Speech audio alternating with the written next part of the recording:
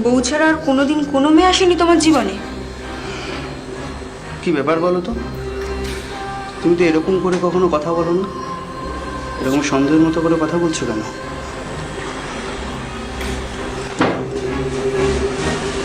বুঝেছি, তার মানে ও নিশ্চয়ই আমার নামে কি উল্টো সিধে কথা বলেছে, তাই তো?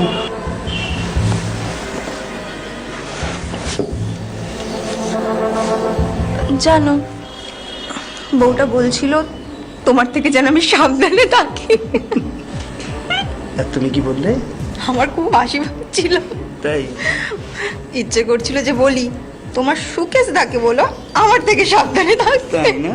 সাবধান না?